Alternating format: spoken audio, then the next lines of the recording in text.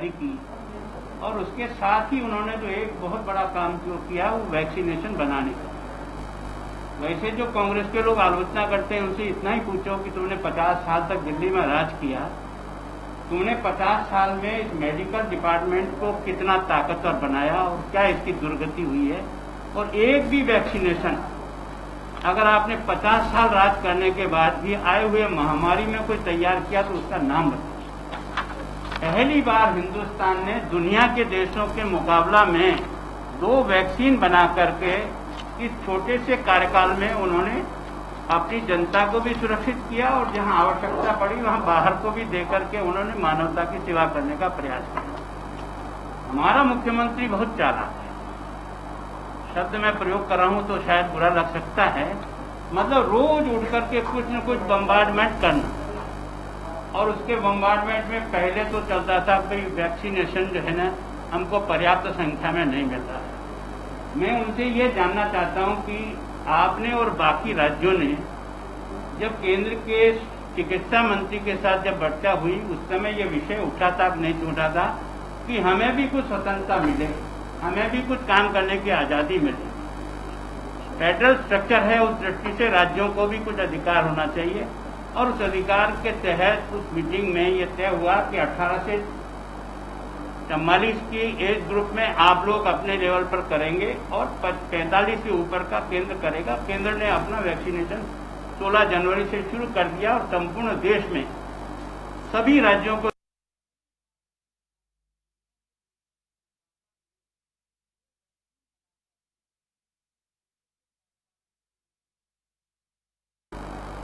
और आपने 1 मई से यह भी कह दिया कि हम वैक्सीनेशन शुरू करेंगे। घर में तो सामान नहीं और घोषणा कर दी इतनी बड़ी, और उसके लिए आपने ग्लोबल टेंडर करेंगे, ये करेंगे, सब फेल हुए। फिर बाद में बात उठाते हो नहीं साहब ये भी आप करो।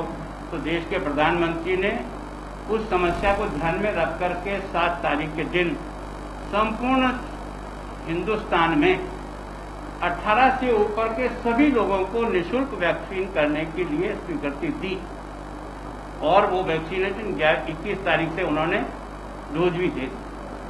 अब मैं इस राजस्थान की सरकार से पूछना चाहता हूं कि तुम ईमानदारी से मेरे सवाल का जवाब दो। तुम्हें जनवरी में कितनी वैक्सीन मिली और तुमने कितनी लगाई?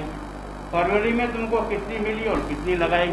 और मार्च में कितनी मिली और कितनी लगाई? मेरे हिसाब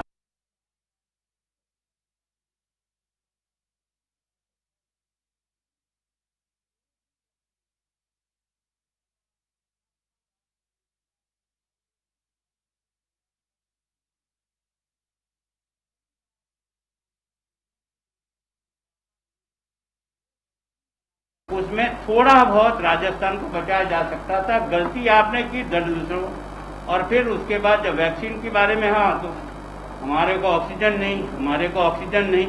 भाई केंद्र को जो ऑक्सीजन देना वो अपने हिसाब से देगा, लेकिन आपका भी तो कुछ काम था नहीं। हाँ, राजस्थान में आप ऑक्सीजन की व्यवस्था नहीं कर सकते। ये ऑक्सीजन कंसंट्रेटर जो अब बनाया है, क्या राजस्थान सरकार नहीं लगा सकती थी? जो प्लांट उनको लगाने थे अपने लेवल पर आज वो नहीं लगा सकते थे ये लोग। और अब आपका प्रशासन मंत्री कहता है हम 105 स्थान पर जो है ना ऑक्सीजन जनरेट करेंगे। ये अब क्यों करेंगे मई में आकर के? ये काम तुम जनवरी में ही कर सकते थे जब महाराष्ट्र में इसका तूफान आ चुका था और तुम्हें इसके बारे में जानकारी मिल चुकी थी। आपको भी कुछ ऑक्सीजन जनरेट करने के प्लांट भी जो अब स्वीकृति निकाली है वो आप पहले भी निकाल सकते थे कि नहीं निकाल सकते थे? आपके जुम्मे जो काम है नहीं, केंद्र से बार बार अंगुए नहीं मिल रही है। उन्होंने 453 मैट्रिक टन आपको ऑक्सीजन जो है वो दे दिया। ये कहते हैं कि हमारा एक प्लांट है वो ही उसका ही अधिकार उन्होंने ले लिया। अगर वो नहीं देते ना तो डूब जाते। मतलब उन्होंने जहां से आपको गुजरात से भी दिया, बाकी जगह से दिया, 453 मैट्रिक टन आपको उपलब्ध कराया। आप उठाने की ताकत ही नहीं, क्योंकि आपके पास उसको उठाने के लिए जो आपको साधन चाहिए था वो आपके पास उपलब्ध नहीं था। उसके कारण से आप नहीं उठा पाए, तो उसका दोष भी उनका था। फिर मैं सोचता हूं कि संपूर्ण देश में जो वेंटिलेटर दिए थे, आपको ही वेंटिलेटर कुछ तारीख को मिले थे, और यही वेंटिलेटर हिंदुस्तान के दूसरे प्रदेशों में मिले थे कि नहीं मिले थे? अगर वहां ये उपयोगी हो सकते हैं और काम आ सकते हैं तो आपके यहाँ काम में क्यों नहीं आए? अगर इसमें कोई खराबी थी तो आप इन डिब्बों को जो पैक करके रखा वो यों को ससम्मान वापस केंद्र को लौटा देते। हम आपको ससम्मान लौटाते हैं, लौटाए भी नहीं, पड़े भी रखे। और छोटी मोटी कोई टेक्निकली अगर उसको ठीक करने का काम था तो ये काम पहले कर लेना चाहिए था, वो आप लोगों ने करने का नहीं किया। अभी इन्होंने चिरंजीव योजना के तहत अपनी तरफ से एक ही घोषणा की। पहले तो मामा साहब को दफन किया, फिर उसके बाद आयुष्मान योजना को लागू करने में इन्होंने विलंब किया, उसको लागू नहीं किया। फिर अपने नाम से सिक्का चलाने के लिए चिरंजीव योजना है। मैं आज आपसे कह रहा हूं, इस चिरंजीव योजना को इस राजस्थान के प्राइवेट हॉस्पिटल कितना इसका सम्मान कर रहे हैं और कितना इसको इग्नोर कर रहे हैं, जिसके कारण से लोग भटक रहे हैं और उनको इसका लाभ नहीं मिला। इसका थोड़ा सा हिसाब देने का प्रयास करें।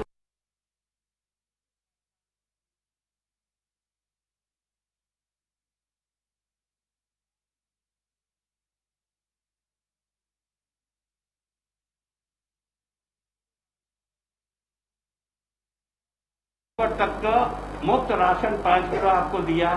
अब की बार भी इन्होंने पहले अप्रैल और मई की घोषणा की और बाद में अभी जो है उन्होंने दिवाली तक, नवंबर तक को फिर उसको आपको मुफ्त राशन मिल रहा है। अब उस राशन को बांट तो आप रहे हैं, दिया उन्होंने और शाबाशी अपनी ले रहे हैं और ये कहते हैं हम तो हिंदुस्तान में वैक्सीनेशन करने में नंबर 2 पर हैं। अरे भाई, उन्होंने दिया और तुमने बांटा, यार तुम्हारे खाते का क्या है यार? और उसके कारण से तुम जिस प्रकार की, दुर्भाग्य तो यह है कि तुम्हारे जिम्मे जो काम था, राजस्थान का मुख्यमंत्री 18 महीने से 8 सिविल लाइन में कैद है। हिंदुस्तान का कोई मुख्यमंत्री ऐसा है क्या जो 18 महीने से एक ही जगह अपने स्वयं के सचिवालय में एक दिन भी जाकर नहीं खोला हो? वो दूसरों को क्या बता रहे हैं? और आप एक तरफ आपका ये जो मेडिकल का डॉक्टर है, अगर ये कोरोना आ भी जाता है तो ये ठीक होकर के कंपाउंडर वापस ड्यूटी पे आ जाता है और नौकरी कर लेता है, वो तो सुरक्षित है। और आप अभी इस कोरोना से अभी निकले हो। मैं 2 महीने में डॉक्टर ने राय दी है कि मुझे होम क्वारंटाइन ही रहना है। क्यों? क्योंकि राजनीतिक तूफान आ रहा है, इसलिए होम क्वारंटाइन रहना है। ये जो जिस प्रकार का बर्ताव हो रहा है ना, ये राजनीति में एक अजीब प्रकार का दृश्य खड़ा कर रहा है। आपके जुम्मे काम था 3 बजट आपने रखे। मैं हमेशा पूछ रहा हूं इनको कि 3 बजट में तुमने 1,81,000 लोगों की नौकरी का वादा किया है। 19-20 में किया, 20-21 में किया, 21-22 में किया। ईमानदारी से मुझे आज बता दो, 1,81,000 जो आपने जिन पदों पर नियुक्ति करने की रिकॉर्ड पर घोषणा की, उसमें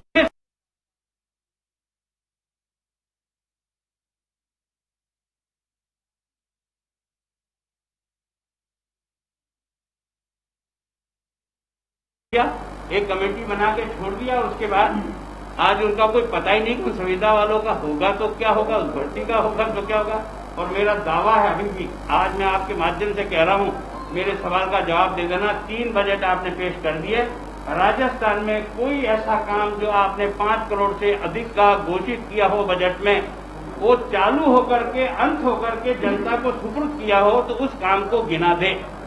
राजस्थान के बजट का उपयोग नहीं होता है। राजस्थान में जिस प्रकार की खरीद फरोख्त में आप बताएंगे किस तरह से एक के बाद एक घपले होते हैं, यानी किस तरह से स्थिति, और पता नहीं यार। आप देखो, इंजेक्शन तो ब्लैक हो रहा है ना, बेड मिलेगा तो पैसे से मिलेगा, वो होगा तो एक नहीं 50 आरोप इस प्रकार के लग चुके हैं कि वैक्सीन को आपने रद्दी की टोकरी में डाल दिया, आपने जमीन में गाड़ दिया। अब इसके बारे में कौन जवाब देगा?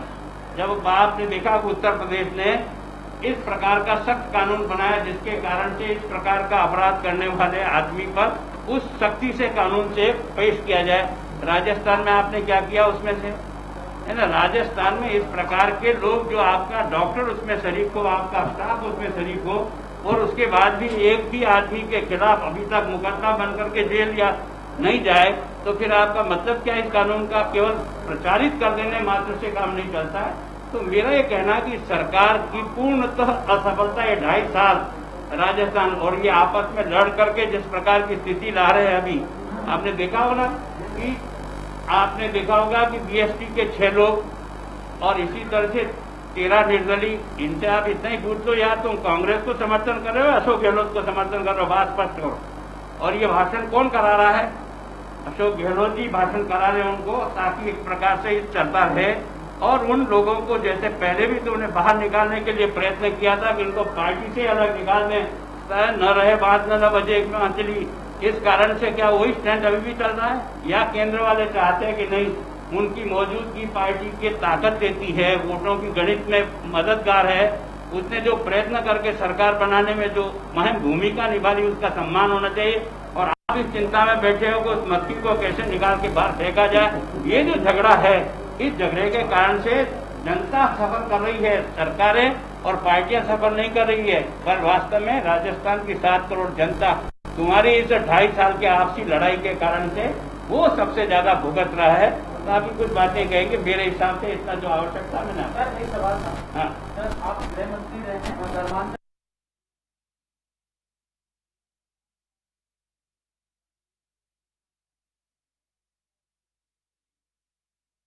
कार्रवाई होगी, उनकी संपत्तियां जब्त होंगी। यूपी सरकार के अंदर अब भाजपा की सरकार में इस तरह का एक कानून बना था, क्या वो इम्प्लीमेंटेशन हुआ? नहीं, और क्या राजस्थान में इस तरह का कानून बनना चाहिए? देखो, कानून तो हमने 2 बार बनाए और 2 बार में से राज्यपाल यहाँ से लेकर लंबे समय तक बैठे रहे, तो मैं को सेकंड बार फिर उसको पास करके भेजा, उसके बाद वो राष्ट्रपति की स्वीकृति के लिए आज भी पेंडिंग है। पर मैं सोचता हूँ उत्तर प्रदेश वालों ने जो हिम्मत की है वो सही दिशा में है और इस प्रकार के कानून बनना चाहिए जहाँ जबरन, क्योंकि हमने भी उसमें यही डाला था कि कोई जबरन किसी को धर्म परिवर्तन न करे, उसकी इच्छा से करना चाहे तो एक प्रोसेस है, उस प्रोसेस में से अगर वो करना चाहे तो कर सकते हैं। सर राजस्थान के भी कुछ इलाकों देवास वगैरह में इस तरह के काम हो रहे धर्मांतरण से आपको पहले भी काम होगा, तो उस पर आपका क्या कहना है? राजस्थान सरकार देखो, राजस्थान में भी इस प्रकार का है और उसके कारण से एक सामाजिक विद्वेष भी होता है, टकराव भी होता है और कई अप्रिय घटना होती है।